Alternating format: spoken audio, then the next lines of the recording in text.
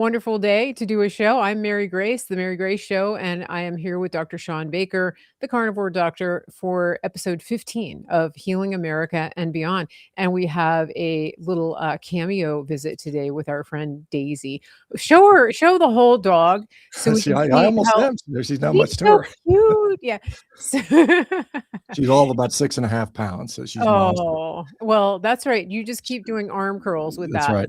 Um, Eventually she'll get bigger. So she's gonna make an appearance here and there. Last time, I think we had one of my cats came on screen. I think it was my cat that's bigger than Daisy, Probably, yeah. It my doesn't take giant much cat. to be bigger than I this have a one. cat that weighs about 18 pounds. So he's 3 Daisies. So we are here to talk about, you know, food and, fitness and longevity and health and all the things that people love to talk about, at least people who follow Dr. Baker and me. And so we really love bringing these conversations to all of you. And I don't even know if we're streaming right now. I don't see any chat. Let's just see if we're actually online. It looks like it. It looks like we are. Okay, so we will just wait and see what happens. Interesting. Offline, offline, offline. I got the notification for Twitter, so I'll retweet that. I'm You not sure got what my the notification. Let's just see. Yeah, so bear with us, everybody. Okay, here we go. Well, we got people watching on X. YouTube is there. Good. Awesome. Okay. So the chat is Excellent. It rolling. just Chat's yeah, rolling. everything was just Okay. sort of maybe in a lag. It's There you go. Friday. All Yeah. right. So uh, we'll see. We'll see what happens. We're enjoying beautiful weather here in Virginia. It's I think the last time we talked, it was really cold and we had this snowpocalypse situation going on. Everything was covered in ice. And today it was 80. So Nice, we're nice, pretty nice. happy about that. I Yeah. think I did. Did I tell you we're moving, right? I think I told you that, didn't I? No, wait, where are you going? We're East moving. Coast? We're moving to Florida, so we're going to Oh, be okay. in this summer is when we're going to make the move, but we're going to be down in St. Petersburg, so on the Gulf Okay, side. West So Coast, it'll yeah. be because Oh, cool. my weather is rain, rain, rain, rain, rain. You look at like the 10-day forecast, and every day 85% Yeah. chance of rain across the board, and it gets old. I got to tell you, it's beautiful up here in the Pacific Northwest, but I like the Yeah. sunshine, and I want to get outside and run around and be active, and I'm trying to learn how to sprint, and so it's hard to do when it's slippery and wet and cold and icy, and Mhm. so we're Yeah. looking forward to it. So I anyway, don't blame you. I don't packing up blame the you. dogs and heading east and south. So Okay, okay. Well, we'll be closer neighbors. yeah, for sure. Uh, Summertime in Florida, it's hot. I mean, you're gonna get your conditioning in, that's for Yeah, sure. no, I live in the Gulf. I grew up in Texas. I grew up in the Oh, Texas and the okay. Gulf So Coast there, so you're I'm familiar with it. Yeah, for sure. And got it. all Okay. things considered, I prefer the heat to the cold. I was just, Yeah. cold takes a lot more effort, I think, because you got to put on all this crap, and it's just like, it's too much time. You burn more calories, but I'm the same way. If you go outside, I I was think just you like, burn I ain't going calories out. I think you burn the calories just putting on all the clothes, right? Yeah, And, yeah, what perhaps. I think is amazing is reading accounts of people who did all this, exploration back in the day when they had, all these heavy clothes and heavy packs, and it was so much different then, and they just kept at it, right? My dad's reading the book about Ernest Shackleton and the Yeah. Endeavor, right, and the That's Antarctic great. That's a ex crazy story, isn't it? Yeah, Shackleton stuff is that just story, amazing what oh they did. Yeah. my, yeah, like, I think I read that in the dead of winter one time, Mhm. and I was so cold the whole time I was reading it, but I think, we've come a long way. So, one of the things that Dr. Baker and I do here on this conversation is Dr. Baker does answer questions. We ask Mhm. that you save those questions to the end. We'll try to give as much time as we can. We typically try to keep the show at an hour, no longer. Mhm. And so if you have a question, just hold it.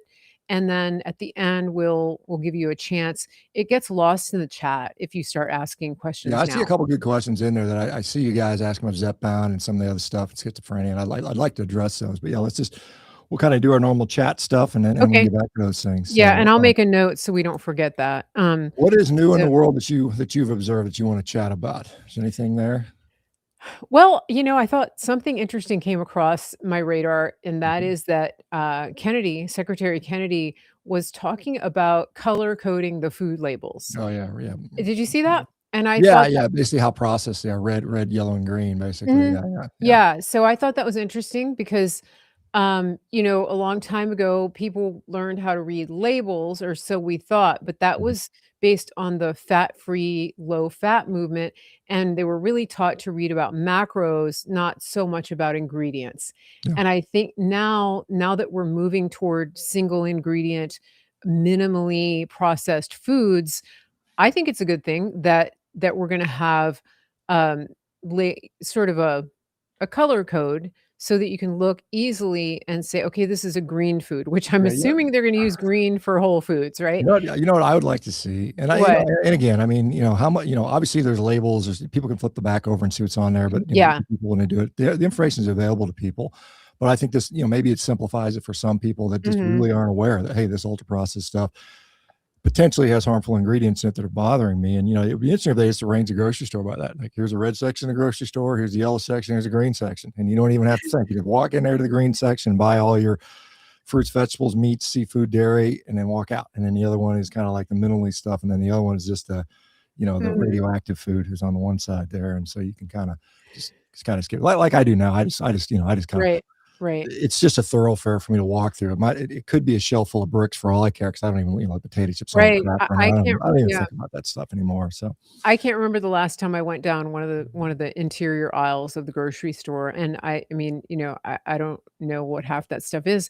I think you would have to have a conversation with the big food lobby, Dr. Baker, because they're the ones that pay for shelf space, and they get the mm, end caps, and they get the yeah, brightly yeah. colored bags of chips and those sorts of things, and they get the candy aisle, right at the checkout, and I mean, there's a lot of jockeying and lobbying that goes into what is where in the grocery store. Mhm. But I do think that's an interesting idea. I think it's a start, and one of the things that I know from having taught kindergarten for years is that you have to work with the lowest common denominator.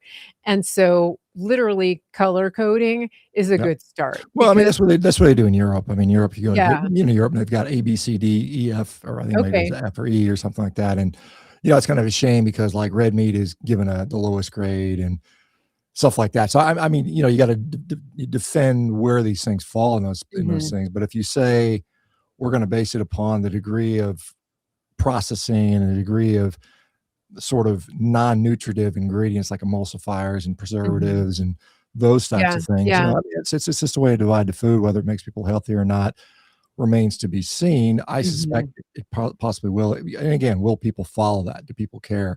Right, How many right. people over the last 20 years walk to the grocery store with the dietary guidelines in their hand? And they say, "Oh, I can only do that." No, no one does that. But I think, Yeah. like I said, when the guidelines came out, it was a visceral sort of just a gestalt picture of what food should look like, and hopefully that Mhm. is something that Yeah. people are Yeah. starting to realize. And again, you and I and the thousands and thousands of other people Mhm. talking about this is having an impact. Obviously, you're dealing with addiction, you're dealing with Mhm. highly addictive type foods. Yeah. And so it's interesting. So I see some people talking about carbs actually get you shredded, so on and so forth from this guy. Yeah, I mean, we can talk about that. I mean, I think, Yeah. there's, well, a So couple other things in the news. The glyphosate, I don't think you saw that issue come up. I don't know if we oh, chatted. yeah, we did talk about that, Did we talk about that last well, time? no, we haven't Mm, talked about it, but I let me just make a note. So carbs, glyphosate. I just wanted to say one more thing about the grocery store situation. One of the biggest issues, especially since people got addicted to ultra processed foods and DoorDash and things like that. mm, One, I think that EBT benefits no longer cover like DoorDash and certain uh ultra processed foods, sodas, things like that. So that's a good thing. But the issue that is coming up is that people don't know how to cook. They don't know how to make a basic hamburger patty. They don't know how to cook an egg. They don't have the ability, they haven't been taught to do it. I had a girl that was staying with me one day, and I had some hot dogs in the fridge, and I told her to, put some hot dogs on, and I just assumed that she would know how to put a little bit of water in the pan and heat up the hot dogs. She didn't know how to do that. 21 years old. And so I think that we have to work with that scenario as well, that we have to start with the lowest, denominator and see. As far as glyphosate goes, uh, what are your thoughts on that? I mean, I know it's been in the news and, it's not completely being pulled out yet, and I think they explained why they're not completely removing it from the food supply, but it's pretty damaging. Well, I mean, that's a controversial statement. I mean, Yeah, there is evidence to show that it does cause harm to humans. I mean, obviously, there's been lawsuits settled. yeah, Monsanto has paid, I think, 7 billion, and may have pledged to pay another 10 billion. I think the aggregate total is like 17 billion in fines they're going to pay. But they want immunity beyond that, I mhm, think, or something like mhm, that. Something along those lines. And of course, Trump has said that this is in our natural interest to have glyphosate so we can produce as much food as possible.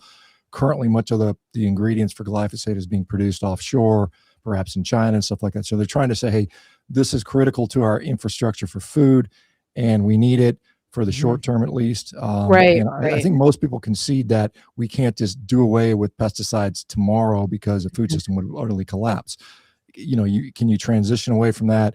I know people have talked about, they have these robots that actually, drive up and down the fields and shoot lasers at weeds, and it's actually Ooh, being rolled out and being used. Now the question is, yeah. what does it cost per acre to do that versus a Mhm, pesticide? Is it cost prohibitive? Obviously, costs will come down with scale over time. So there's a lot of nuance between, on this. Now it's interesting because, one of the things, if we look at, if you're worried about glyphosate, and some people certainly are, then you would eat a diet that was very low in grain and very low in mhm. legumes, particularly. These are the really high foods: wheats, corns, soy, uh, you know, uh, um, uh, oats, and things like that. Very, very high in Yeah, glyphosate yeah. residue. Even though, when I say high, high compared to everything else. I mean, it's still relatively low parts per billion, but it's still much higher than, like, for instance, meat, milk, and things like that have almost none. I mean, it's as Mhm, low as you can possibly get, because and one of the reasons it was chosen as a pesticide is because in mammalian physiology, we don't seem to be directly affected by it. That is to say, now the question with humans is that, but it does impact microorganisms. So what happens is when it's mhm, exposed to our gut is unaffected to our gut microbiota is affected to that. mhm, And does that have downstream effects? And that's where I think the main area of contention is, the people that mhm. produce this stuff, defend this stuff, say even that's BS. Whereas a lot of people will say, hey, look, this is a real issue. So, um, I'm not going to pretend I'm an expert on glyphosate or pesticides. I'm not, but I will just say the data is mixed. There's certainly Mhm. data to the point that it could be harmful to humans. And, if we had a viable solution that was cost effective, I mean, it would be a no brainer to get rid of it, in my view. Right. I think this makes sense.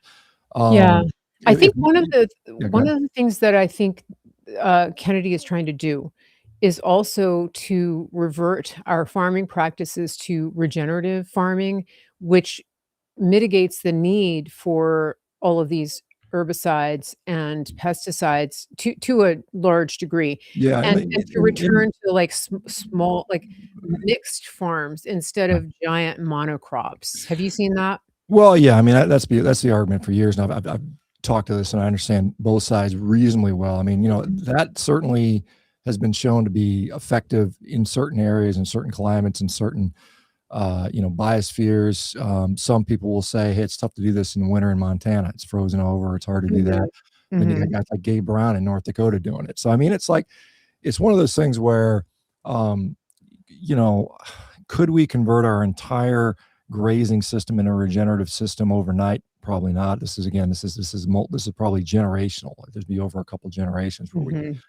make those transitions, if it's even Yeah. possible or Yeah. desirable.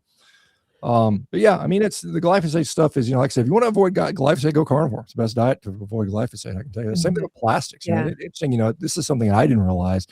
I know a lot of people were concerned about microplastics. Again, is that overblown? I don't know, maybe, maybe not. Mhm. But if you want to avoid microplastics in your diet, the worst place for microplastics in the human diet is actually fruit and vegetables, particularly conventional fruit and vegetables are Oh. they have the highest percentage. This is where we get most of our microplastics in the human diet, outside of things like salt and what's the other stuff that we bottled water and things like that. But I think from Oh, actual yeah, all food the bottled items, water. from Yeah. food items is fruits and vegetables, which is kind of interesting to Mhm. realize. And so, yeah, I mean, there's a comment about the Amish don't need glyphosate to grow food for their community. And again, it's like, how big is a community? If your community is a few thousand people versus a few, hundreds of millions of people, there's different economies of scale in that. And not that I'm defending pesticide usage, but I Yeah. think that system was put in place after World War II, and then doubled down with Earl Butz in the 1970s when he was the ag commissioner, and he said, "Hey, go big or go home," basically. And Mm. so we've got this whole infrastructure around the go big, go home, massive inputs, massive, chemical inputs, huge machinery, low, decreased manpower, lots of machine and pesticide power. So it's going to take a while to convert that. Yeah. And will it ever happen? I don't know. I mean, when you talk to guys like Will Harris, White Oaks pasture, Mhm. Will's funny. He sounds like Foghorn Leghorn. If you remember the Yeah. Viking Queens commercial, like a big giant rooster. Sounds just like the guy. And when I talked to him about it, Will, I said, are you hopeful about it? He goes, "No, I'm not hopeful." He's like an old curmudgeon, man. He says, "I can do it, but no one else can." It's just, because he says, "I live in a special place and I'm in Buford, Georgia, and it's a special valley or ridge or whatever. And I've got special Mhm. property and, too hard for other people." So we'll see what happens with Interesting. that. I mean, it's interesting. I think so. I mean, it's you know, it is interesting because I think that we've been told for so long that, you know, the way that we do things is the only way, and the way that we harvest crops is the only way, the way that we plant crops is the only way, but the fact is it's not, and it wasn't that way before they changed it over, and, America managed, we built a country and grew food and fed people, and so I think it'll be interesting to see where we go with this. But speaking of food, do you have any updates on what's going on with the beef farmers in the country? I know that's been an issue, a concern. Uh, well, I mean, gosh, it's been a lot of stuff going back and forth with that. Um, I mean, there's a lot of things going on. I don't Mhm. know which particular issue you're talking about. I mean, right now, Like the uh, monopolies and the yeah, fact yeah. I mean, that we've the had this big small packing farms. monopoly. Yeah, I mean, Yeah. it's as most people know by now, 85% of our beef is produced through four companies, basically, at least packed by Mhm. Cardinal Tyson, JBS, and National Beef, which is also known as Marfrig. Those later two are Brazilian companies. Mhm. And I mean, our independent ranchers are under enormous pressure. It's a tough business for many of them, for most of them. I mean, it's hard to make a profit. I think 85% of ranchers work outside jobs. I mean, they do Mhm. that as kind of almost like a hobby job, because they Yeah. can't afford not to. They got to work a 9 to 5 somewhere else, and then they got to run the farm on their off time with their kids and stuff like that. So Mhm. yeah, I Mhm. mean, it's a tough one because no one seems to be looking out for them. And Right. I mean, like I said, I tell people as much as I can. First of all, I thank those folks anytime I can. Anytime I get a chance to talk in front of ranchers or two, I tell them, "Hey, thanks for what you're doing, because it's hard work and you're Yeah. feeding the rest of us the best nutrition on the planet." And yeah, but I mean, there's no one out there looking out for them. I mean, there's still things. We're still talking about the M cool, the mandatory country of origin labeling. As most people don't know, you can get some ground beef, grind it up in Namibia and mix it with some beef from South America and Mexico and throw it in a vat and call it product of the USA still. So we don't know where our food's coming from. Mhm. I think that's just a knowledge thing, whether it makes a difference or not. Some people would debate that, but still, I Yeah. think our US ranchers would like to proudly say, "Hey, I'm an American rancher. It's a product of the USA." Like, I'm making Levi's Right, jeans in the right. USA or whatever it might be. So there's that. There's real issues around, how we do the processing and how we do this interstate transport. You can Mhm. right now in the US, you can raise beef, you can butcher it on your property or at a local processor and sell it to the neighbor down the street. But if you live 10 miles from the state line, you can't cross the state line, even with the same product. So it's, processing is a bottleneck. I mean, that still has to be addressed. I mean, this stuff was uncovered during COVID. I mean, I've known about it for many years, but prior to that, Mhm. it was kind of brought to more national attention, and still effectively next to nothing has been done to this. I Right, mean, right, and the prices are sky high. I mean, the yeah, prices of beef they're have going to go not gone higher most likely. They're probably going to go higher because I mean the down. supply's down, the demand's up. I mean, you can Yeah. in Mhm, part blame me for pushing how good beef is, but I mean a lot of people are realizing it. I mean, from mhm, comparing today versus 10 years ago, beef demand is up significantly because mhm. people no longer believe beef is Yeah, a harmful product. They right. understand it as a healthful food, whether they eat, in a carnivore diet or not. So Mhm. that's a reality. So beef is in demand. Our ranchers are under pressure. Like I said, I don't know.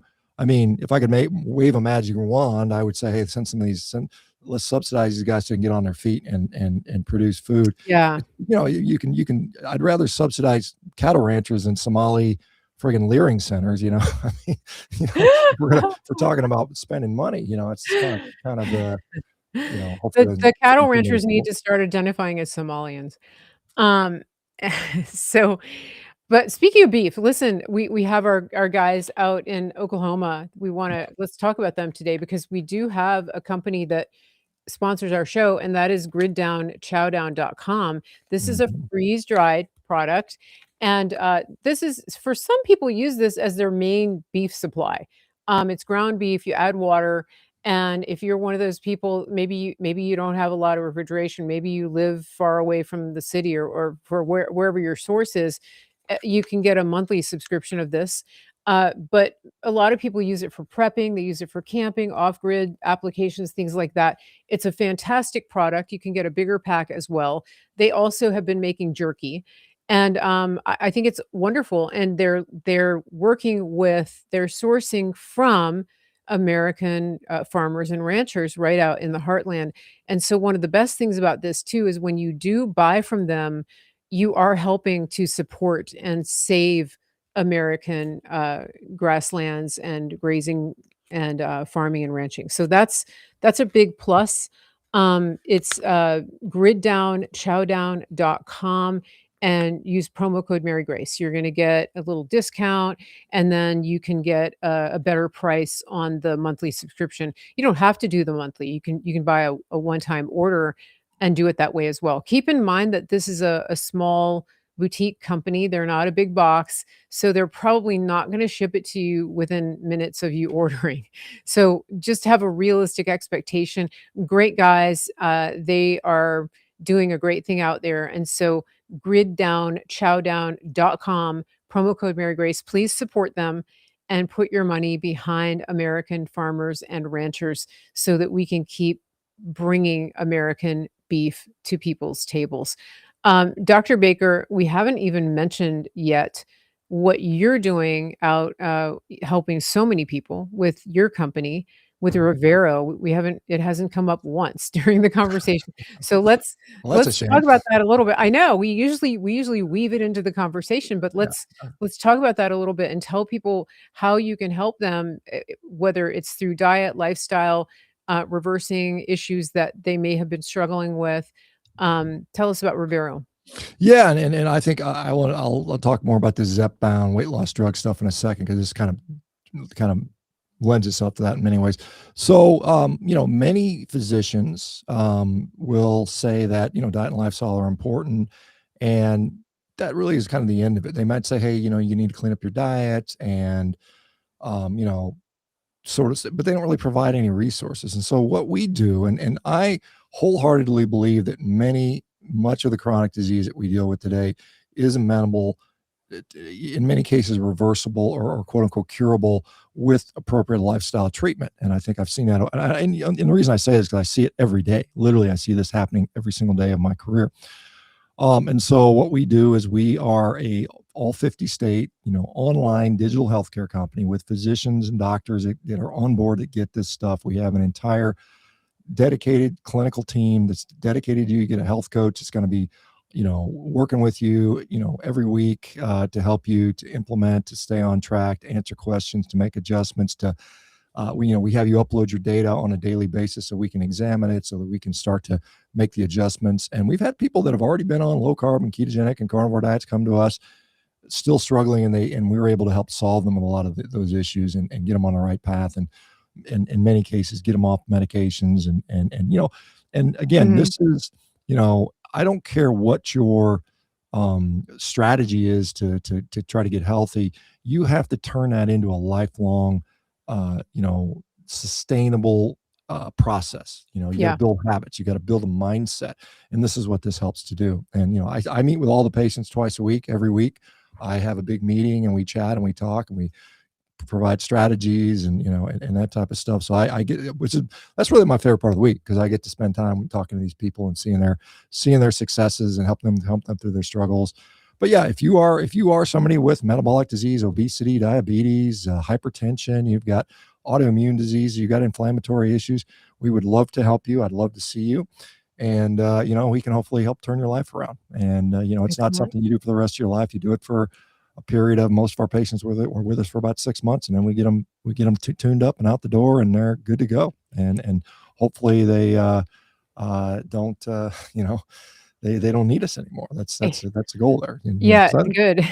It's not a lifelong yeah, subscription to no, and of course not. No. 2 I prescriptions, mean, that's right? that's what the pharmaceutical industry is, the Mhm. lifetime subscription. And I think Right, this is right. a problem, and I can talk about the weight loss drugs. We'll get to that topic about how that sort of plays out for many Oh, people. yeah, you've been talking a lot about that. One thing I wanted to say about Rivero is, so it's up on the screen, rivero.com, and one of the things that is happening in the country right now is a lot of people have been choosing more, uh different to go in a different path than their standard allopathic physician, and the model is, pay out of pocket model, and one of the things that's happening with this administration is that Trump is really pushing and for a change so that more people can choose what they pay for rather than being forced into insurance premiums for a doctor that they don't actually want to see.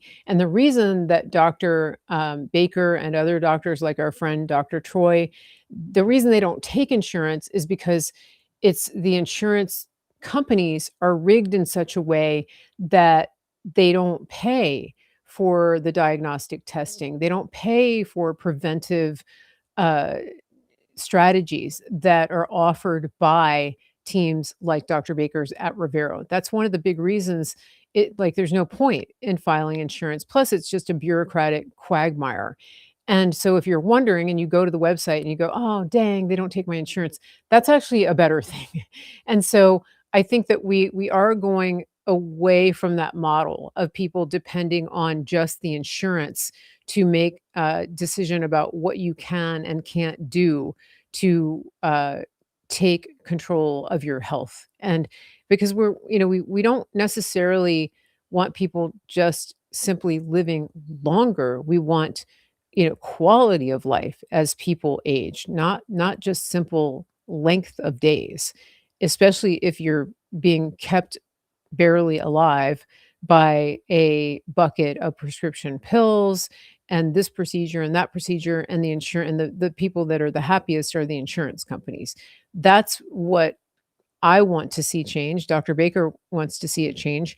And I believe that President Trump and RFK and the administration are also on the same page with that. So that's a good thing. It's exciting. Um, so let's see. I think, Dr. Baker, um, we may be ready to transition to some Q&A here. Yeah, sounds Um, good.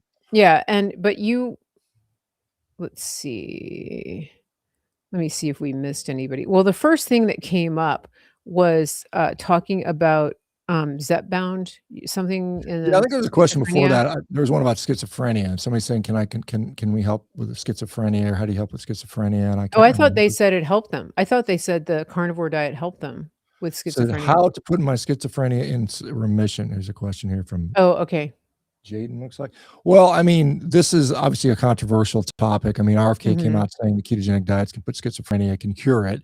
And, while that was very inflammatory, there is emerging evidence, and I would refer you to Metabolic Minds. This is the outfit that the Bazooki Foundation has founded. Story behind them: they are the people that basically created the game Roblox. So they're basically billionaires. And their son Matt has, and I'm actually going to be talking alongside him in Las Vegas next weekend. Was suffering from bipolar disorder, and Mhm. years and years of medications, never no success. Eventually saw some of the work of Chris Palmer at Harvard, who's a psychiatrist who's been talking about ketogenic diets for a long time, and was able to put it in full remission. And so he's got a normal life. And since Mhm. that time, they've been doing a lot of research, and they funded research to look at things like depression, anxiety, bipolar disorder, and also schizophrenia. And so they have seen that, they've had inpatient studies where they put schizophrenics on very, very tightly controlled ketogenic diets, and have seen tremendous improvements across, in those patients. Now, does it mean it works for every single patient with schizophrenia? Mhm. That's unknown. We won't know until we have, randomized controlled trials and stuff like that, which they're trying to do right now, in fact. So my thought would be look up Metabolic Minds. I mean, that's their handle on X, and they probably have a presence on some of the others. I'm familiar with them on the X platform, but Mhm. and you can look up the work of Chris Palmer, Dr. George Eade, and others have done this. There are a few people I know that are actively have schizophrenia who've put it in remission that post pretty regularly. So I would look into that stuff, and hopefully it can give Mhm. you a direction there, because the brain clearly is affected by nutrition. Mhm. And it's not to say that there are other components that are there, but nutrition is a big part of it. So one question, speaking of nutrition, um, the you're a carnivore, you wrote the carnivore diet. Right. You yourself are carnivore, Mhm. but you're not such a purist that you, um, get angry at people for choosing other kinds of foods. No, I don't care. I don't care. I'm not And do what works for you. That's what I tell people. I mean, right. like I said, I think for some people, particularly sick people, sometimes being very, very selective and strict Mhm. and cautious for a while is the right strategy. Yeah. And for some people, they prefer it and they enjoy it and it works well for them, and they're happy and they're satisfied and it doesn't feel restrictive. That's different from, saying you must do it this way and there's no exceptions, because I can tell you that Yeah. anybody that tells you it's my way or the highway, or always this or Mhm. never that, is that's just not it ends in problems usually. So you Yeah, gotta have that some mindset wiggle room. really is Yeah. hard for people. So speaking of which, somebody mentioned that you can get shredded, it's possible to get shredded on carbs. Yeah, of course And you can. and Of course you can. so It's possible to get shredded on any diet. I what are mean, your thoughts on that? well, yeah, I mean, that's not that statement, and the fact that people get lean on carbs has nothing to do with the healing powers of a ketogenic diet or Mhm. carnivore diet, or the fact that people can get lean without carbs. I mean, it's irrelevant. Who cares? I mean, and if it works for you and you're happy with that, by all means, go for it. I mean, Mhm. like I said, Mhm. I'm dealing with sick people with severe disease. I don't really care about getting shredded as a physician. That's not my goal here. I mean, Mhm. that's a side thing. I mean, I like to exercise and work out and compete, and what I do works for me. But as far as the fact that you can lose weight by going into a caloric deficit is not any kind of magical revelation. I mean, Mhm. and I mean I mean, I guess to be fair, there are people in the low carb community, keto community, uh, uh, carnivore community that will say, "Oh, you can only lose weight losing, eating without when you cut carbs," and that doesn't, Yeah. maybe for you, and maybe it's true for you, but it doesn't mean it's true for everybody. I mean, Mhm. this is a sad thing, and so then we get this unnecessary antagonism, because we're dealing with people that are legitimately sick and suffering, Yeah. hurting, and they've already tried carbs. I mean, most people don't do carnivore for their first attempt. They've done 15 other diets before. They've Mhm. tried medications. It's not like Yeah. it's usually what they do this out of desperation as a Mhm. last ditch effort. And then the critics will say, "Oh, you could have got the same result if you just cut out processed food and went and ate in a caloric deficit." And they're like, "Look, I tried that 15 other times and it didn't work." So Mhm. again, some people need other tools, and it's just a Right. tool. So And we talked before about the fact that carnivore is an elimination diet. And when you pare it down to beef, butter, bacon, eggs, and sometimes not even bacon, your body is having a chance to reset, and then you get more in touch with what happens when you do see some healing, emerge, and then you start to reintroduce one at a time other foods, then it becomes very clear because your body can act as a barometer to say, no, my joints are inflamed, not eating that food. If you're doing something like keto, where you're basically, I think, in some ways, trying to reinvent foods that you loved with so-called lower calorie or lower glycemic replacements, then you still have a lot of, in some cases, very highly processed ingredients going into your mouth. And so you can't really, um, by process of elimination, figure out the root cause, the underlying cause of what it was that got you there in the first place. So I think there is a lot of value in stripping it down to the essentials for a time. A lot of people find that like 90 days, sometimes 180 days is the sweet spot to where they really start to see changes, not just in their weight, but in their entire overall well-being. Is that something that you've noticed time-wise? Yeah, like I said, it's not just about losing weight. I mean, we've Right, got people that are underweight, like I say, a lot of right. these people with inflammatory bowel disease, I mean, they might be 6 Mhm. foot 2 and weigh 125 pounds, Yeah. because they've just shredded away to nothing. So sometimes they have to put on weight, and Yeah. it's about Yeah. nutrition. Yeah. And, it's not just, oh, you can lose weight anyway, and you can, Mhm. but a lot of times losing weight without providing the appropriate nutrition doesn't Right. cure disease, or doesn't Right. doesn't mitigate disease. And so you have Yeah. to be For mindful sure. of what your food is. The quality of your food is more important than the quantity of the food in many cases, for many things. Maybe not for weight loss, maybe not for caloric deficit, but for Yeah. nutrition and disease mitigation and repair. You the quality of the food is very important. Mhm. Yeah, yeah. So, okay, you people in the chat were asking about the GLP Yeah, sure. Let's agonists, talk about this. and you've been on this topic quite a bit, um, on your social media. Yeah, So yeah. So, I think if you're gonna go on a GLP-1 drug, I think the worst thing you can do is if you wanna lose 10 pounds, you wanna get a little lean for the summer and you're gonna take a drug for a little while, because it may work, and there's reasonable chance that you'll lose some of that weight. But again, one of the concerns, again, for most people, I mean, if you're smart about it, and somebody's asking would a carnivore diet be appropriate for GLP-1, I think if you're gonna go on those drugs, and it's up to you to make that decision. Number one, you absolutely 100% definitely, no questions asked, should be in the gym strength training. That is not yeah, even a yeah. question, because you will lose lean mass if you don't do that. And that goes really for any weight loss diet, to be honest. But I mean, Mhm. maybe more so with these particular drugs. But we know that, like, for those people that go on them and they cycle on and off, what happens is they lose weight, they come off the drug, they rapidly regain the weight. They probably don't regain any of the muscle back. So what happens is they end up, there was some 2-year data just dropped, and it showed that, there's a pretty, whatever weight you lose, you gain about 70% of that back over a Mhm. period of time. And that pretty much is all fat. And so you've lost muscle, Mhm. you've kind of rebuilt your fat. So now you have a worse body composition after you get off the drug. For Mhm. for many people, now again, there are people that are going to maybe change their lifestyle and get in the gym and work out and eat more protein, and that makes sense. But I mean, I think you have to be prepared that going on these drugs is not necessarily I'm just going to do this, tune things up for 6 week decision. It's going to be a lifelong decision for many people, because Mhm. some people will find that, it's like these guys that take steroids. They'll get like, oh, I got all swollen big, and they feel great about that, and then when they come off it, they feel miserable, and then they Yeah. feel like they have to keep going back on it. So I think what you're going to start seeing is some of these people that will say, I'm going to do it just to lose those 10 pounds for the summer so I can get in my bikini, and then they come off it, their appetite flares up, they gain all the fat back, and they're, I'm gonna go back Mhm. on again, and then they lose some more muscle, and they gain more fat, and they keep Yeah. cycling this. So Yeah. then they end up on the drug for the rest of their life, with that, Mhm. with whatever they charge you. And right now they're trying to discount the prices because they're trying to placate Medicare, so they can get on the Medicare pharmacy. And then 3 years goes by, and Kennedy's not in office, and they got people that are want to grease the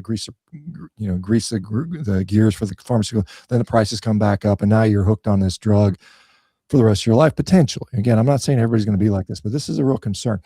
So, ultimately, you're still going to have to make those lifestyle changes, and I think it's better to try those if you haven't.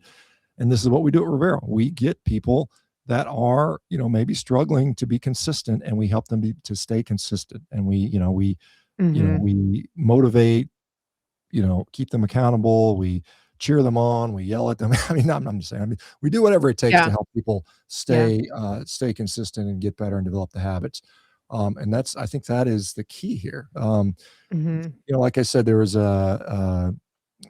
this is my concern with that, is that, I mean, obviously there are some side effects, depending on how rare they are, depending on who you believe, but certainly there's a lot of people in the ER filling up ERs with GI side effects, intractable vomiting, bowel obstructions, Mhm. gastroparesis, just issues that are pretty common. Mhm. Um, so we don't, the one sad thing about drug complications and side effects and adverse events is, in the United States, we don't have a good method to report them. I mean, it's completely voluntary. So if you come to the ER with, like, you say you have a rupture of bowel from being on a GLP-1, there's no requirement to report that to the FDA. It's voluntary, completely voluntary. And when they Mhm. look at the data on that, about 1% of those events ever get reported to the FDA through the voluntary channels. And so some hospitals have a little bit more, better system for that, but in general, they estimate about 1% of adverse events ever get reported. So it might take 10 years, 15 years, 20 years to say, hey, we're, you know, we have Mhm. a real problem there. So, Yeah, again, yeah. there are people that are going to benefit from this. And there are people in the crowd, and I always get people, oh, I've been using these drugs for 2 years and I've lost weight and I haven't gained any weight and I feel good. Mhm. And that's great for you, but you have to realize that for every one of those people, there's going to be a certain percentage of people that are going to be having problems with that. And that's just to say that maybe they could have been avoidable if you're willing to bite the Yeah. bullet and do the work that you should be doing anyway. Mhm. Um, yeah. I think part of it too is that in this country, we have such a massive problem with addiction to everything, and it's and, you combine that with the ultra-processed addictive foods, and the real I'm curious to see how people's health changes and improves as we move away from those things. It may be that people don't feel like they need the GLPs because they're eating nutritious food and they're getting over those addictions because they're getting away from the actual addictive properties of the highly processed foods. I mean, I think that's the hope is that we can put our country into a position where the addictive nature of all of these processed foods is no longer an element, no longer a contributor at some point. I mean, I know it's gonna take time, but I think that's part of the goal here is to get people off of these addictive substances so that they don't feel like they need a shot after 25 years of trying and failing to lose weight or to address their health Yeah. issues. Yeah, well, I mean, and the interesting, I mean, it's interesting because you look at, like, Oprah Winfrey, her and, like, Demi Moore, they're, I don't know if you've seen recently, they're very thin. I mean, Demi particularly Moore Demi, looks so bad. she's looking skeletal, and she's a vegan Yeah. on top of that, so that's not a very good combination, vegan and Oh, GLP-1. yeah. I mean, that's gonna Yeah. be a real problem for frailty, and I would not be surprised if she suffers some kind of fracture in the next 5 years, maybe Mhm. hip fracture, elbow fracture, something like that. Um, yeah, I mean, I think maybe, I mean, we're seeing some of the younger generations, so-called Generation Z or whatever's after Mhm. Generation Alpha after Z. I don't know who's Yeah. after that, Gen Z, yeah. but then after, there's something after Oh, Gen Z. Generation Alpha, Gen Yeah, Alpha. Generation Alpha, the little babies right now. Yeah. I think some of those kids are starting to reject some of this stuff. I mean, there's thought that maybe they're not drinking as much Mhm. alcohol, maybe because they don't socialize and they Yeah, yeah. stay at home and stare at their phone, maybe. But I mean, I mean, it's going to have to be just a cultural shift to say, hey, it's not cool to be eating garbage anymore. I think Mhm. that has to be, because Yeah. again, all the advertising, what is, if you think about who's the target demographic for most advertising? It's that, what is it, that 15 to 34 crowd or something like that. These are the impressionable young Mhm. adults that set their lifetime patterns. If you can get them addicted to Yeah, cigarettes or Coca-Cola or alcohol or whatever early on, or now yeah. pharmaceuticals, they're going to do it for the rest of their life, and they just become addicted, and that's Mhm. their way of life, and they just kind of accept it. And so Right. we see this massive sort of, and I see, I mean, big pharma is definitely, I mean, as you know, they spend more federal lobbying dollars than anyone else for any of any industry by Mhm. far, like 3 to 1 Yeah. above the next biggest thing. They pay the politicians, they influence Yep. all the major Mhm. medical organizations, medical association, American Diabetes, on and on and on, American Heart Association. And now they've infiltrated social media. And they've got all these influencers that are just like, here, hey, these drugs are fine and you should use them and there's nothing wrong with them. And how dare Yeah. you shame people? And I Mhm. mean, it's all part of a propaganda push. I Yeah. mean, as a physician, I want to see what's best for patients. And I believe that if you can solve a problem without drugs, it's generally better. That is the better solution. And these other things are last resorts. And now they're saying, well, 12-year-old kid should be on these drugs. And to me, that's really sad. I mean, it's almost as sad as like in Canada Mhm. where they're assassinating people because they're depressed when they're 20. It's just like Right. Yeah. it's it's crazy. I mean, It I yeah, it saw is crazy, yeah. I think I I saw think that it Canada. I think that the fourth leading cause of death in Canada is assisted government suicide, assisted suicide. euthanasia. That's Yeah. crazy. Yeah. Yeah, when I was teaching, I was at a middle school in like a public school, and one of the things that really shocked me was in the cafeteria, they have, first of all, like all junk. I mean, it's highly, highly processed foods, but they have these big vats of ranch dressing and ketchup. And every student, like they come out of the cafeteria line and they drown everything in ranch dressing, which is literally a bunch of seed oils and chemicals. And so that's the diet that they are growing up on. So like you said, the mindset has to change. Do you wanna take a quick question? We have a question about Raynaud's disease. Oh, Um, Raynaud's. Yeah, Raynaud's is a Raynaud's, yeah. yeah. So it's a phenomenon where people they have the really cold Like digits, basically fingers and okay. toes typically. And so, and, there's a Raynaud's phenomenon, Raynaud's disease. And, basically, people have, just very, very, vasospasms in their fingers and stuff like that. And the question is, can a carnivore diet potentially help that? That's not something I commonly see. I have seen a couple people with Raynaud's improve that. I know this person said there's seemed to get worse. And so I don't, this is not one where I would say, I can't draw upon thousands and thousands of anecdotes. So yeah, like I could say diabetes. Yeah, it's easy. It's one of those things. So Mhm, it's one of those things where I think that the standard treatments for it are not really particularly good. They don't really have good answers for Raynaud's right now in the conventional mhm, medicine. I think maximizing lifestyle would be a benefit. I mean, there might be some nuances to carnivore that might shift things in your favor. I mean, maybe being more strict, maybe even more ketogenic, and then coupling it with the appropriate lifestyle mhm, modalities. Because I think sleep and activity and exercise, stress, sunlight, all those things have roles here. So I can't, I don't have a great sense about Raynaud's though. I mean, yeah, like some other diseases, I could say pretty like inflammatory bowel disease. I think that's a no brainer for carnivore. I mean, and some of these are, kind of more like there may be some other things you have to do. So, mhm. I have a question, an orthopedic question. mhm, So the Olympics have passed, mhm. but one of the Are you, big stories. are you planning on the Olympics or something?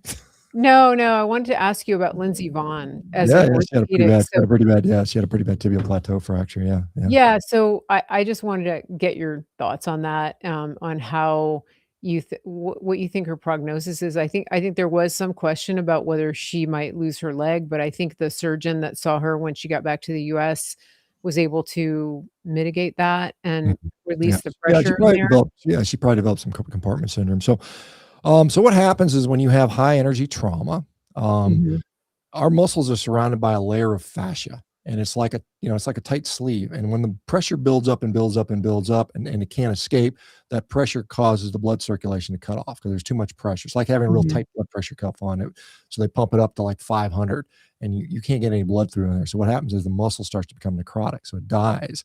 And so the longer that those compartments are pressurized, the more the muscle dies. So what you have to do is you go in and make these long incisions and you just open everything mm, up. And that's what they did with Lindsay. So you see these okay, pictures of her with her legs slit open. mhm, So, I mean, she's probably had a little muscle on her die, probably. So she probably lost a little muscle. How much of that she can recover and bring back. mhm, will be limited. She's probably going to walk with a limp for a while, I would imagine. She had a pretty bad comminuted, comminuted means broken into many pieces, fracture involving the joint. So she's got a couple plates on there, plates and screws if you've seen the Yeah, x-ray. yeah, I saw that, Yeah, yeah. yeah. I mean, we see that those are always fractures where the odds of developing post-traumatic arthritis are significant. She could end up to where she has pretty bad knee arthritis and might need a knee replacement down the road. Mhm. If I were her, what I would do is I would, and she's probably already going to do this. I mean, exercise, rehab, strengthen the joint, work on range of motion, and then on top of that, I would eat a diet that was low inflammatory. And this is one Mhm. of the things that I find personally as a nearly 60-year-old Yeah, yeah. athlete. The reason I can continue to jump and sprint and hop and Mhm. lift heavy and do those things that most people my age can't do or don't do is in part because my joints feel good, and the diet does impact it. I know when I go off the diet and I eat more carbohydrates, I notice for the next couple of days I just feel sore. And when I'm feeling sore, guess what I don't feel like doing? I don't feel like Right. exercise and taking It's care a of myself. cycle. Yeah. So it's one of those things where, like Mhm. I said, I think she should probably, I mean, at the very least, and I have no doubt as an Olympic athlete, she will train. I mean, that's probably built into her. She's going Right. to be training and doing all the things. She has probably great resources around her to do that. Mhm. The only thing I would do is, just be mindful of the diet, and then anytime you're healing from an injury, protein becomes critical. So you should bump your protein up. If you're not already eating a high protein diet, you should be bumping into a higher protein amount. Interesting. Yeah, that makes sense, yeah. Well, thank you for explaining, especially the part about the fascia, because I saw that and I was like, "Wow, that's intense," you know? Yeah, it's like if you ever but like you're cutting meat and there's like the silver skin, right? The silver Mhm. skin we all take Yeah, off, and that's the yeah. fat, and that doesn't stretch very much. And so when the pressure builds up and the pressure builds up and it wants to swell, there's no room for it to swell. So the pressure just mounts and mounts and mounts. It's kind of like Mhm. the kind Kinda of it's like a kind of brain analogous to bleed. like the gas laws, Charles and Boyle's law from you learned in high school physics Mhm. about when pressure goes up, Yeah, so you have this just incredible pressure that mounts and mounts, and it's yeah. incredibly painful. And believe it or not, just slicing someone's leg open and slicing through that fascia relieves that pressure, so it helps. It That's actually feels yeah, better. Now the yeah. problem is you've got these big open wounds you got to deal with now, and sometimes you need plastic Right, surgery, and yeah. so it's an issue for sure. I mean, I just thought it was to me one of the most interesting things to come out of the Olympics, because I'm kind of fascinated with that kind of thing. But, I mean, she's a pretty tough gal, so, um, I hope she comes back strong. I think we have time probably for one more question. I know we didn't do a ton of questions today, but we had an active chat. We didn't have a ton of questions. So, let's see, we did the Renaud's, yeah, so people are kind of just doing a lot of back and forth in the YouTube, which is fine. I think there's a lot of interaction there. Um, but let me see. Um, I think one day, Dr. Baker, we should do a whole show and highlight all of your strongman competition highlights. 'Cause I think it's fascinating.